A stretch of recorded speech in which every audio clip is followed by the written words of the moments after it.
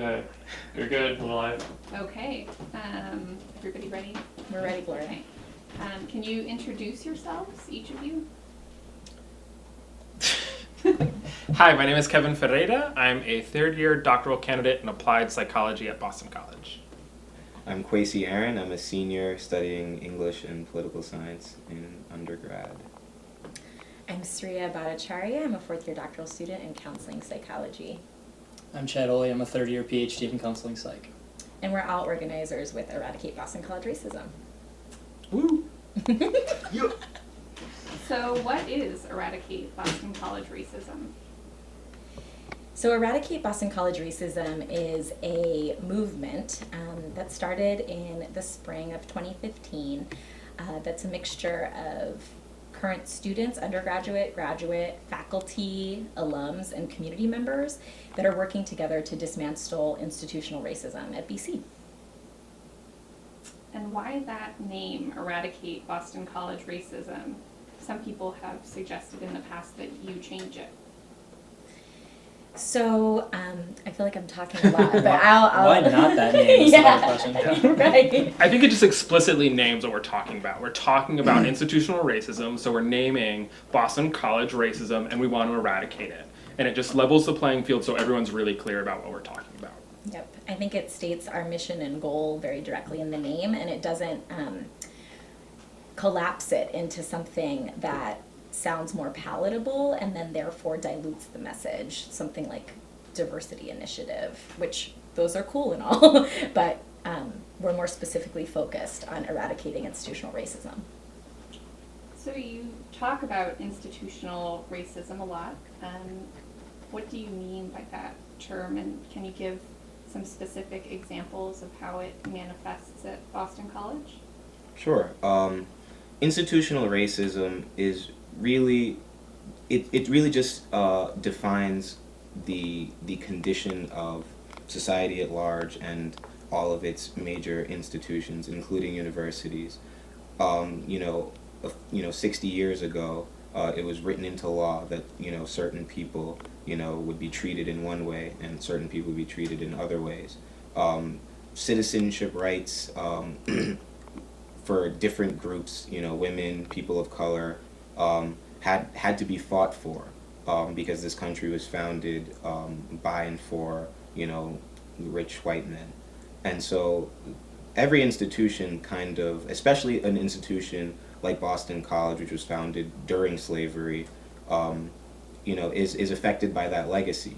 And how that manifests itself now is that although there have been strides made, now they admit students of color here, now they admit women here, things like the curriculum have been slow to change. So for example, we have a cultural diversity core requirement that seems to kind of lump together all of the peoples of color and their historical, theological, philosophical works into a kind of half-hearted requirement where we superficially address some of those perspectives as alternative perspectives, whereas the history core, the theology core, the philosophy core, which are considered the foundations through which every undergraduate should receive their education, all of those are white-centric, Eurocentric, and to me that sends a message of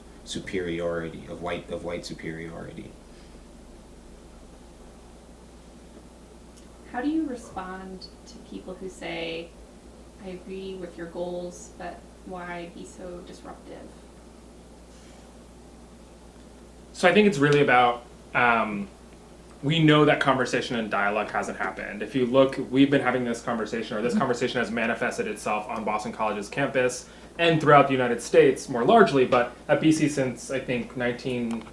60s, 70s. Yeah, the 60s, 70s. And there have been student waves of protests, of dialogue since then, and we're still yet in the same place. If you look at our demands, they're very similar from those in the 60s. So if we're seeing that dialogue isn't leading to change, we're looking towards other examples. And if we look at the civil rights movement, or if we look at movements that have been successful around the world, it's been through civil disobedience, it's been through disruption, it's creating spaces to disrupt what's going on to say, we need to change this. Because if not, we're just going to all continue on with our normal daily lives, which perpetuates racism. Right. Institutions are designed to not change easily. You know, they're kind of founded on certain principles and certain methods of operating. And as soon as you want to challenge fundamental aspects of the institution, like redesigning the curriculum from a Eurocentric curriculum, those are very large fundamental changes that no institution is inclined towards. And so it really takes the vigorous efforts of the people on the ground who experience these things and are most affected by these things to kind of, you know, foster a tension in the community that makes these things urgent. I think building off of what Kwesi said, I'm just thinking of priorities. I think when you're working within a system and you're having dialogue with people who are in positions of power and they have priorities that are fundamentally different than yours, then there has to be a way to shift those priorities, to put pressure on people, to create almost like a surge of energy that shows people in power that they have to pay attention to these issues that they're not otherwise paying attention to.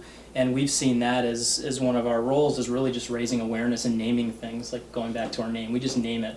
We're very transparent, and we feel like that's the value. If you're considering all the different groups on campus, you know, the university sanctioned groups, and then us who kind of work both within and outside the system, and that's one big mechanism of change. The cog that we play is we just tell the truth. You know, I mean, we're not afraid to be critical, and that's something that we think is really important.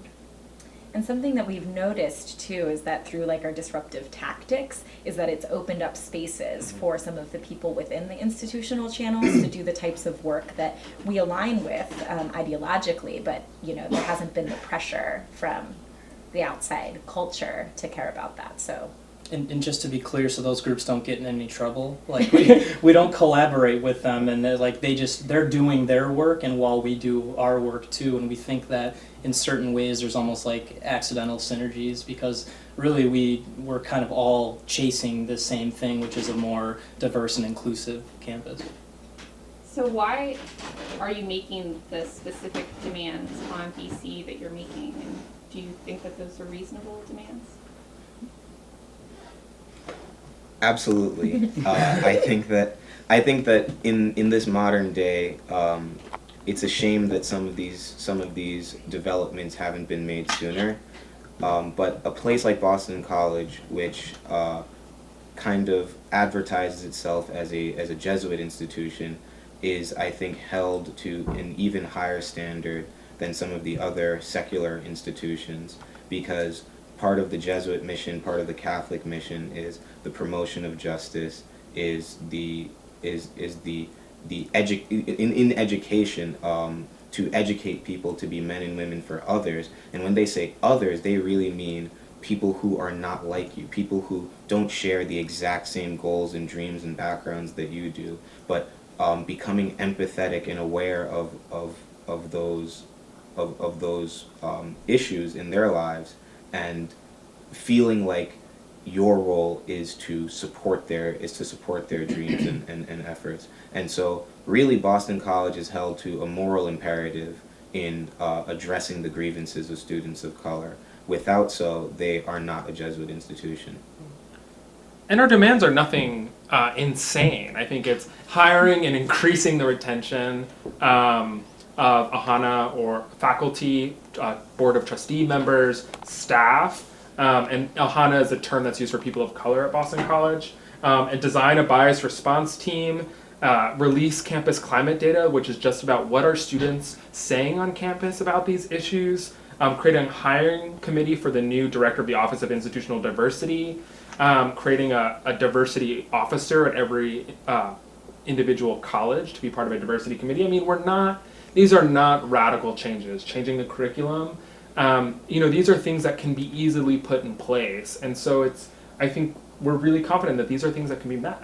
And if we look at the examples of what other institutions have done, they've gone far beyond this, putting $100 million down for a plan. Mm-hmm. You know, what Yale, what Brown, what other institutions are doing is 5 times what we're asking for. And I think these are very realistic.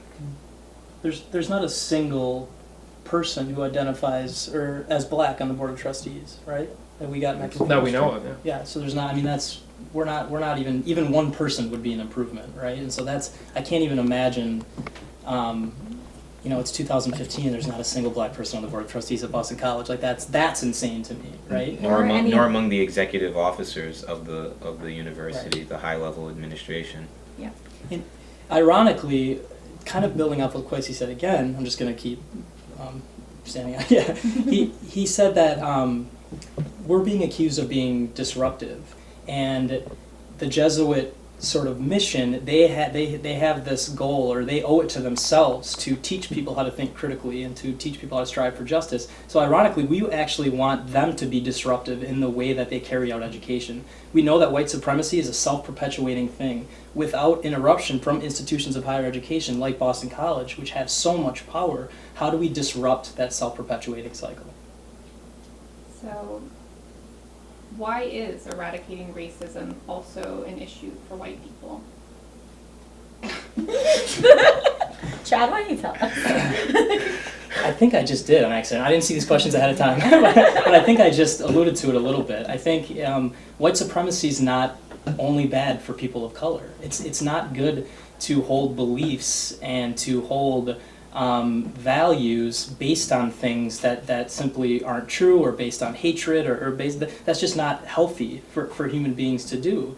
It's also not healthy to go through your lives without critically reflecting on where your ideas came from, and building those skills to critically reflect and unpack and deconstruct things. So I think if higher education isn't doing that, what is it doing? I mean, that seems to be the most where the most value lies in education.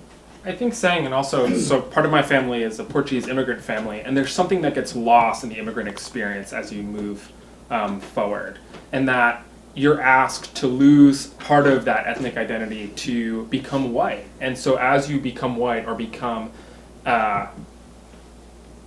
white American, you end up losing all of these pieces of your culture, and part of that, you're losing that tie to whatever that your ancestry is from, wherever that culture is from, and that's painful. And I think understanding that that happens as part of the process of becoming white is important for those who are white, that there's histories that you have that get lost, and that also this is violence against one person, it's violence against all of us as well. And so we're all taking a piece of this. Our liberation is tied up within each other's. And so this is not only about people of color, but this is also about those who are white, and those who are immigrant, and those who live in a society that's already within this hierarchy.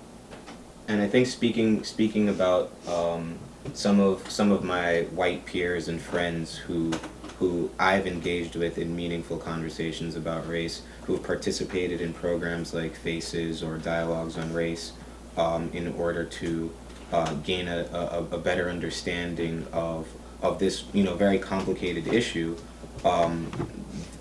that they have all remarked that it's a pretty critical aspect of their experience here.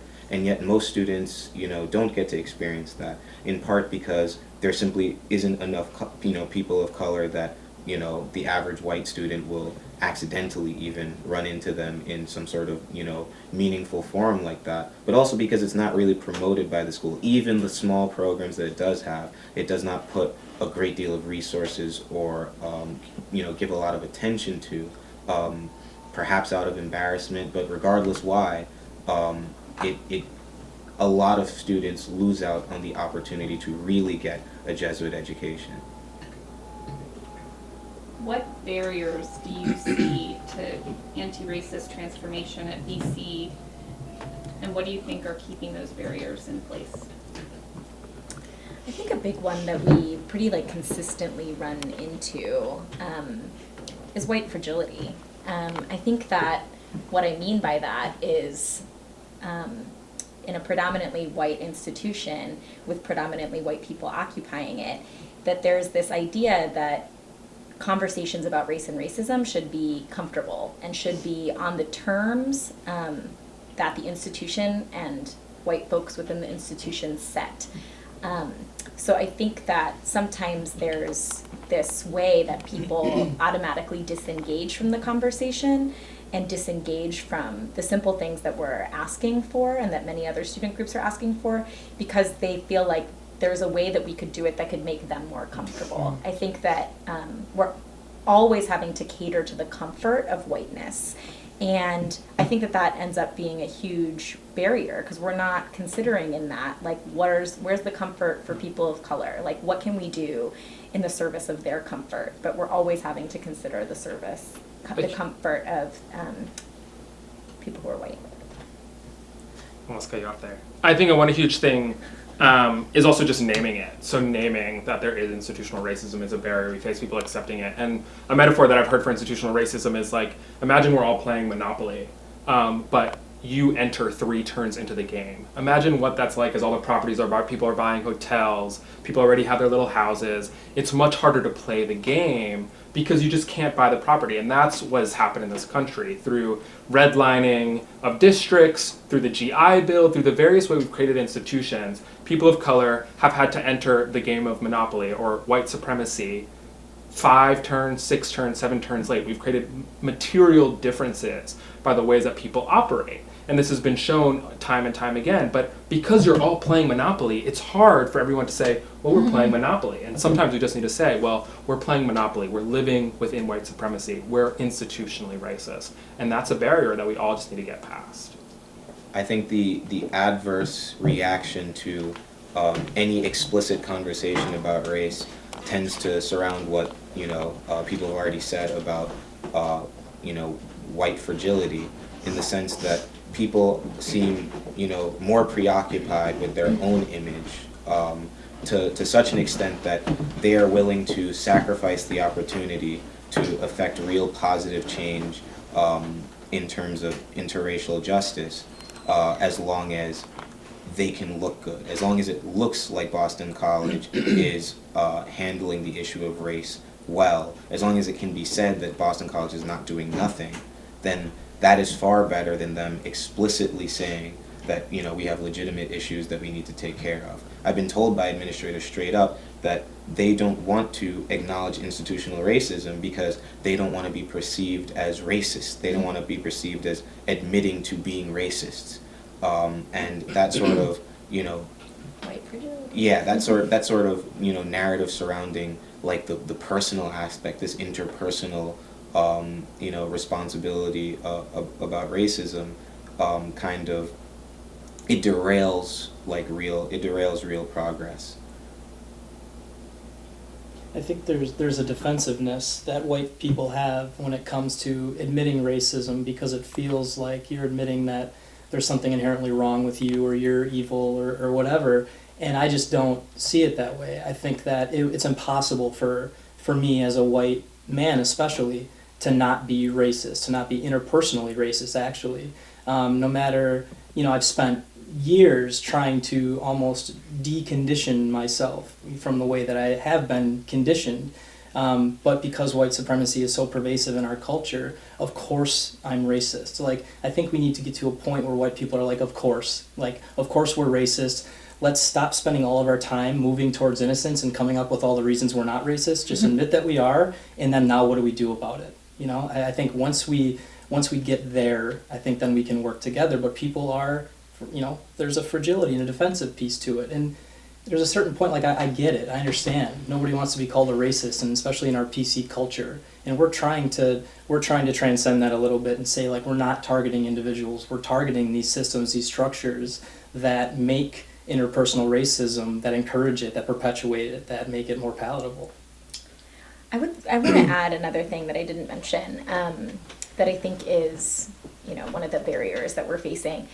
I think many institutions are often concerned with their reputation and like their PR image, and I think that there's a lack of creativity in thinking about that, because I think that this could be really great for Boston College. I think Boston College could be a leader in, being an institution that has Jesuit social justice values, to dismantle the policies and practices that they adhere to that keep it in place. I think that sometimes it seems like they're so worried and concerned about coming across as racist or naming that they're racist, or even our name itself saying Boston College Racism. Oh my gosh, that's scary. They could step into that and say, like, yes, we have this like group of dedicated students that are on top of all of the work that they're doing for their classes, are also really committed to bettering the institution and are really committed to changing the policies and practices within the institution. And we're going to be a leader. We're going to be a Jesuit institution that leads the movement to eradicate institutional racism. They could do that, but I think that there's a lack of creativity in the minds of their PR agents. And they're falling behind. I mean, Yale and Brown did that, and they did it in a really non-defensive way. They came forward and they're just like, you know, students help open our eyes to this, and like now we're paying attention, and this is what we're going to do about it, you know. And if Boston College aspires to be in that top echelon of schools, particularly Jesuit universities, like, I guess we're waiting. What have you achieved so far at BC? And among those things, what are you most proud of? I think we've achieved a lot. I think that, like, if we look at our goals, we have goals that are really geared towards changing policies within the institution. And we have achieved some of them, but to be totally honest, the moment that we achieved them, the institution undid what we had achieved. For example, approving a 3-point guide infographic that we created, which lays out the ways that BC could create a culture of caring through institutional commitment, interventions, and accountability to address institutional racism. It was approved, which was a win for us because we were excited to share that with the community, and then it was denied. Another thing was the Dean of Students Office designed a bias response team, and we collaborated in the design of it. It was up for 2 weeks, which we were very excited about, and then it was taken down. So there were a couple of like things in our goals list that we feel like we had accomplished, and then were pretty quickly undone. But beyond that, I mean, the biggest win for me has been the community that we've created. I think that this fight is long. I mean, the asks that we have now are the same asks that students have had since the 60s, like to like the nail. They're asking for the exact same thing. So I think that when we can get a group of students together that can like critically dream and reimagine what Boston College could look like, that's a huge win, because within the minds and hearts of all of the people who've been involved in Eradicate, I think our last potluck had over 50 people at it. People shared how just having a space that's like a counterculture, a counter narrative to the institutional racism that they experience and the violence that they experience on a daily basis, just walking through the halls of Boston College, having a space that's counter to that is a critical win, and we've developed that. And that's something I'm really proud of. A little more subtle, maybe, is maybe go do an archive search in the Heights for the words institutional racism appearing before the last 6 months, 9 months, and then do it in the last 6 or 9 months, and you can even not count our articles. And so we're shifting the conversation. I mean, there are LTDs coming out every week from students on campus who we don't even necessarily know. Like, we see LTs come out and they're openly defining institutional racism, concretizing it, and then we're reading these and going, oh my goodness, like, why isn't this person involved? Like, somebody contact them, because we're just blown away by the new conversation that's taking place on campus. And so we can't, we definitely don't take that for granted. So how can people support Eradicate and get involved in the group's organizing? I mean, there are a lot of ways to get involved, from, you know, showing up to the meetings to continuing the dialogue like Chad was just talking about. Even if it means, like, even if you can't come to the meetings, just being conscious of these issues, talking to your friends about these issues, and reflecting on yourself is equally important. Like Chad, you know, I've sort of been trying to decondition myself from the whiteness I was raised in, and that's, you know, something that is still a work in process. But being conscious of that issue, being aware of how it manifests, and reflecting on that is a very productive way at the individual level to start creating that change and bring that counterculture more into the forefront and center of the Boston College community.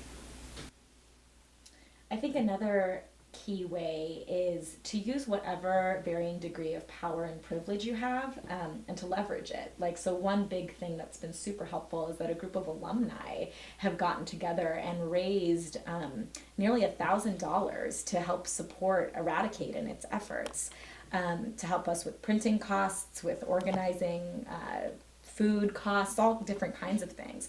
So that's one way that they could help. Another way that alums have leveraged their power is that they're a critical stakeholder in the university. So recognizing that, they have written letters to the provost's office, to the president's office, demanding the same things that we're demanding, saying that they're not going to donate until the institution changes itself. I think everybody has a different amount of power. As a professor, you have a different amount of power. You can sign on to some of the petitions that we write. You can help us host teach-ins. As students, you can come to our meetings. You can share things on social media. You can show up at actions. There's just, depending on where you are with your institutional power and privilege and where you are in your own identity and what you feel comfortable doing, there's something to get involved for everyone. Are there any final things you'd like to add? Come to our potluck. Yeah. One thing it might not shine through. One, because I'm just tired, but like we have a lot of fun organizing. I mean, this is like a family. We built this community. Like the last potluck, I can honestly say was one of the best nights of my life. Like it was so fun and so restorative and healing in some ways. And come to our potlucks. We have on this Friday, right? Yes. Can we? It's like We in do this have one house. this Do you mind if I invite the whole Yeah, world? to you your can invite the whole world. No, I mean I think it's a lot of fun, the process of the work, This is and gonna go viral. and when you ask us about like institutional racism, it's this, and racism in general, it is this like heavy topic, but it's impossible to continue doing the work and to put what we've put into it, and a lot of people who you're not seeing here behind the camera over there, and not even in the room, in order to like sustain this and help each other, we have fun too. So come have fun with us. Thank you for what you do. Thank you. Thanks. We didn't run out of SD cards.